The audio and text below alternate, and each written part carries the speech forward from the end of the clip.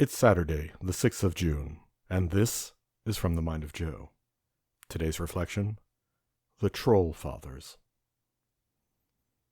As American participation in the Roman Catholic Church remains on the wane, members of certain orders are working to establish their virtual presence on the internet.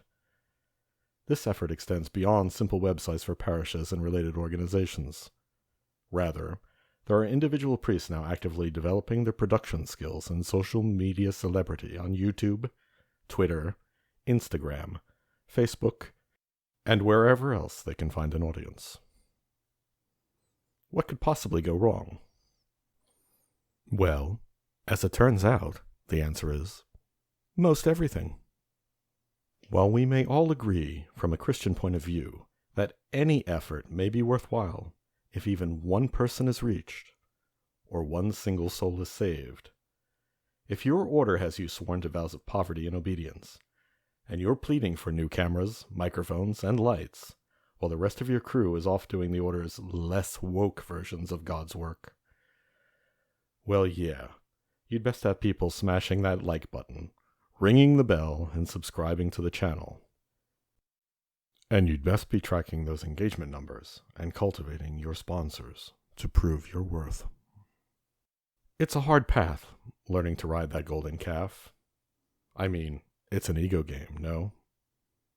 The effort absolutely must not fail, lest that invalidate your vocation. But no worries. How could it fail if you are in fact empowered with some holy mission? So, after toying with the different self-branding options, the clickbait titles, the sensationalist content and conversations, trying whatever stunts you can to drum up your audience, what comes next? How do you feel when your production doesn't get the views you expect? And what happens when the trolls or bots show up? Do you minister to them? Mute them? Block them? Do you find Jesus in each encounter? See yourself in their shoes? Or does the algorithm you've now come to serve skew your perception and draw you deeper into the game? What exactly is it that you suppose you'll win? I don't know, listeners. I mean, in reality, I've seen two classes of folks wearing collars around here. There are the ones who happen to find themselves on the camera, and the ones who desperately want to be. With broad understanding and deep faith, we see that God works in our lives through each of them. But you just know the one who's going to claim the credit. That one would even take pride in finding himself the subject of a parable.